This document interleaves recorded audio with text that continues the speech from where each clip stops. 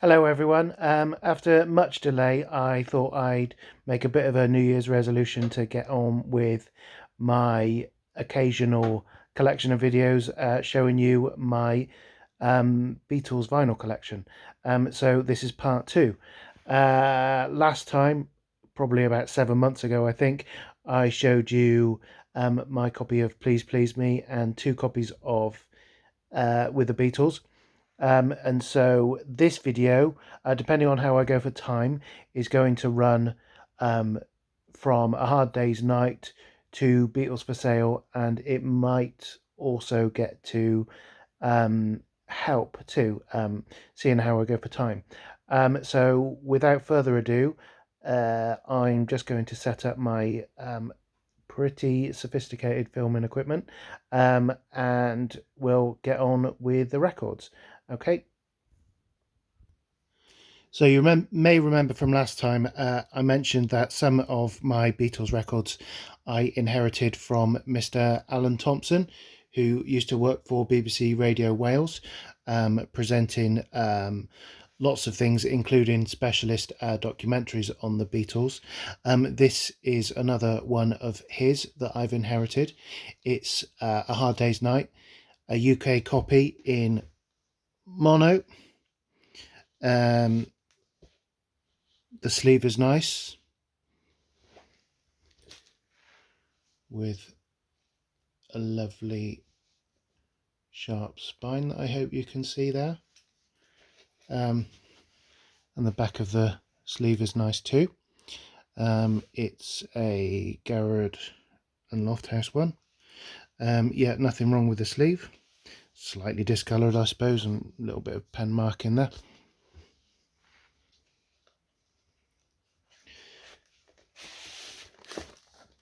It has its original Ematex inner, which is in pretty decent shape. Again, slightly discoloured, but nice enough.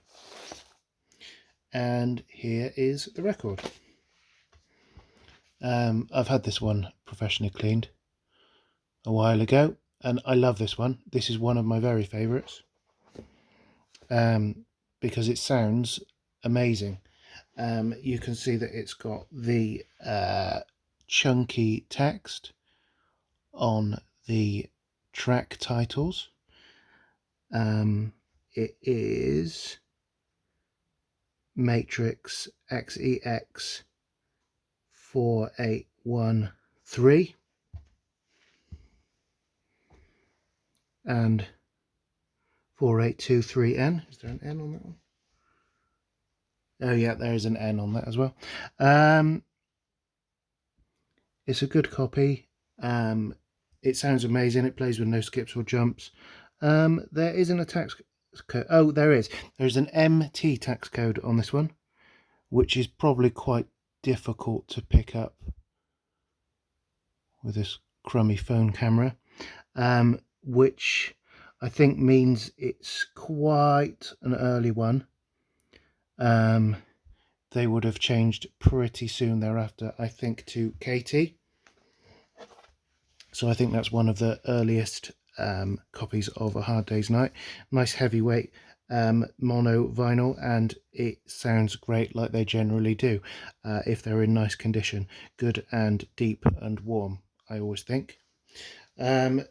So we go from that one to a bit of an aberration in the collection. This is one of the ones that I bought in order to flip, if you'll pardon the pun, hoping to gain a couple of quid, but I sort of fell in love with it. I think because it's got a completely different sleeve. You may or may not be able to tell from the sleeve that it's not British pressing. It is in fact, what does it say? Here we go. An Italian pressing. The sleeve is rather nice condition, with once again a pretty decent spine. And the only problem with it is that it's got a little bit of water damage across there. I didn't pay a whole lot for it, and I don't think it's worth a fortune, but I like it anyway. I also like the one box Parlophone blue labels. It sounds great. It was sold as a very good condition record, but actually I would probably say it's in excellent condition. There's very little sign of any particular wear on it. The other thing that I liked about it is that it's got a little bit of a misprint there. That track title says Tell B Why. Quite clearly it should have been Tell Me Why. I don't play it all that much. If I'm playing one of them, then I play the UK copy because I prefer the mono cut, but that's one that I sort of just ended up keeping sort of incidentally, really. And let's have a look at the time. Probably last for this video, we have got another one of the Alan Thompson ones. It's of course Beatles for Sale. The sleeve is in really nice condition. So the thing is with these sleeves, they were not particularly well designed, and you often found that this hinge here gave way, and in fact there's a tiny little bit of giving way just there, but it's in pretty nice condition.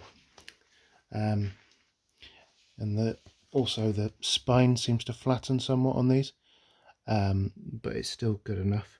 It's legible, and the back of the sleeve is really nice and clean.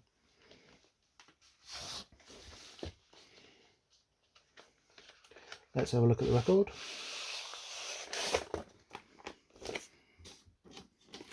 Oh, that one hasn't got Emitex in it. I think I've probably got one around. I can switch around for that. Being one of the Alan Thompson ones, I've had this one cleaned, and it is in fantastic condition, as you can probably see. Really nice. Barely, once again. Oh, actually, when you look at it a little bit closer, there's a couple of marks on it. But it's generally in lovely condition. Good and shiny as well. Not too much spindle damage. It's got a KT tax code, which I think came in 1964, but I might be wrong there. And I think this was a 1964 record. It probably says on it somewhere. So that's that one. On a personal level, I've always been quite fond of this album in particular. It's probably the least, it's one of the least loved, I would say, Beatles records, but it was actually one of the first that I got into. When I came home after school, I started raiding my dad's Beatles collection when I was about 14 or 15, when I wasn't seeing my mates after school, and I was this was actually one of the ones that I was first drawn to. I think because I liked the fact that they look all moody on the sleeve. I also like the autumnal colours in the background, and yeah, so it holds a bit of a special place in my heart, this one. Most people would not say that it's their favourite Beatles record, and I probably wouldn't either, but I am quite fond of it regardless. So that's that one. What are we on, 9 minutes? Oh, we might as well do one more. I hope I'm not keeping you from anything or boring you. I probably am. There's Help. This is... I say recently, probably about 12 months ago, I upgraded this. I bought this one with the intention, once again, of flipping it. The sleeve, as you can see, is nice enough. It's a Garrett and Lofthouse sleeve. It's got the original inner, and I haven't looked at this one in a while. I certainly haven't played it. I haven't played it because I happen to think that it's not actually that great a sounding record. So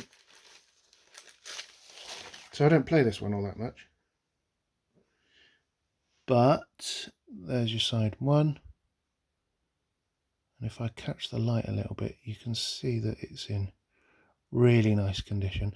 My previous copy of this had a little bit of wear on it, and so I went to sell this one, and then I took a good look at it and I thought, well, I must be mad selling that. So I upgraded.